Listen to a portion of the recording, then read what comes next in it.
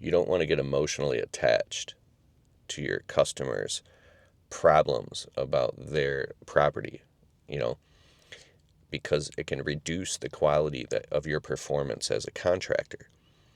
I've been on thousands of on-site quotes and estimates. Most customers are super cool. 1 out of 20, they have some emotional attachment to their property, which is fully understandable, because if your property's out of order and there's no peace in your home if it gets bad enough, and then when you restore that order and the property is beautiful, then peace is restored in the home, because it's a reflection, right? It's just relativity. So sometimes people's properties get so out of order, they want to call a contractor and they want that order more than they want the money. But if they try to emotionally put that monkey on your back and they want to suck you into their swirl, knowing the reasons why they want the property fixed or the patio installed or whatever they want done, is good information, because it allows you to take extra special care and to lead your crew, and that's great. But if the customer is trying to, I guess, transfer any negative energy to you or get you pulled in emotionally before they've signed a contract or given you a penny, a deposit, to actually do the work, it doesn't make any sense for you to become emotionally attached to any of this anyway, because you're in business and they're writing a check for you to solve their problem, not to get emotionally attached.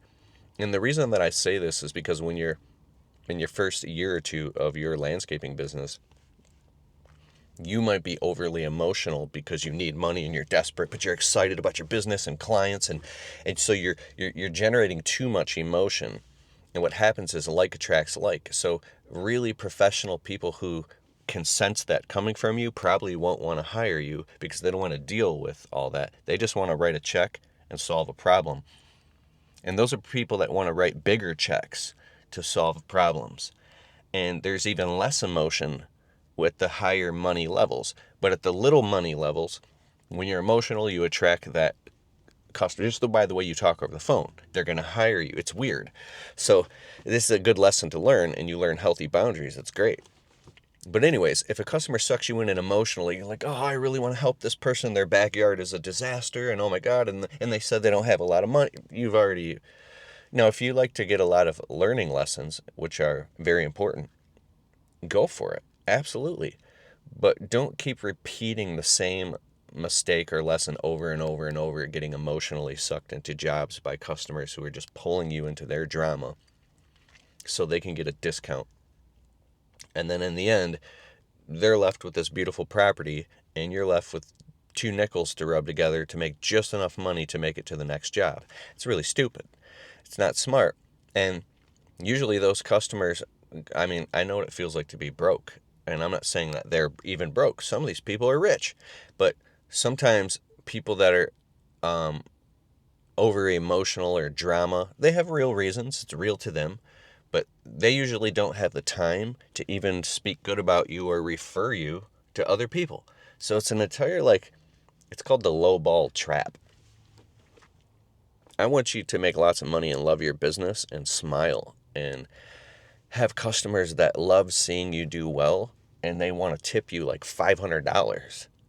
And they come out with they'll tip you $500 on the credit card, and they come out with cash and they're handing out 20s and 50s to you and your crew, and you're like, all right, enough with the money, enough, everything's good. No, what do you want for lunch? You guys are doing a beautiful job, I got you.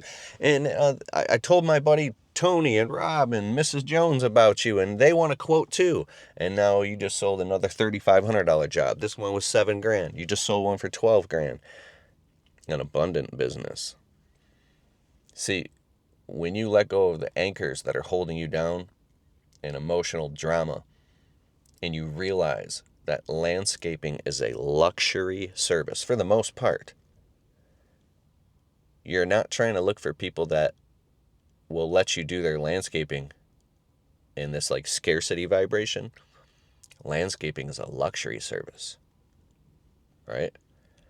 Imagine doing a $10,000 job for a customer, And it was such a great experience that you go to like the fancy grocery stores and you get like this $100 gift basket with like pasta and spaghetti sauce and a bottle of wine, or like a big bouquet of like a big plant that goes on their porch with like you know, a bunch of flowers on it, and you drop that off to them with a thank you note and you say, I just want to say thank you for your business, right? Or you send them like we do this thing, we send them gourmet brownies in the mail with a thank you card, and then they appreciate you so much that they're giving you $500 tips. So anyways, don't let other people's drama become yours. You're getting paid to solve a problem. And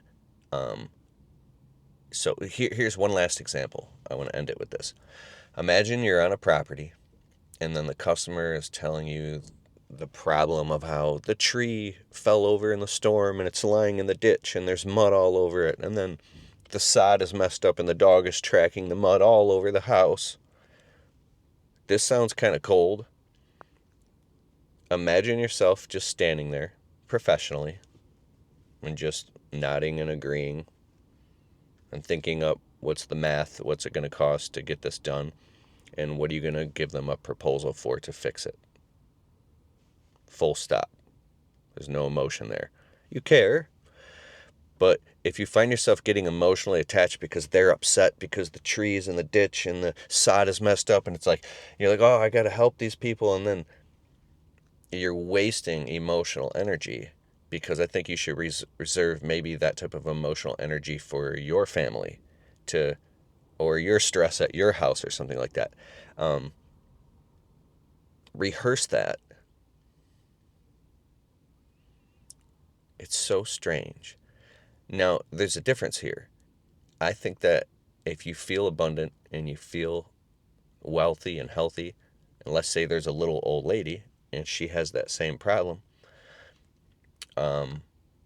and you can feel in your heart that say she's on a fixed income and she's a widow, by all means, if you have the power and you have the what's the word, the resources, and you can get it done for cheap within this lady's budget, go above and beyond and do a great job and take care of Mrs. Jones and make sure that you do an amazing job and give her a discount.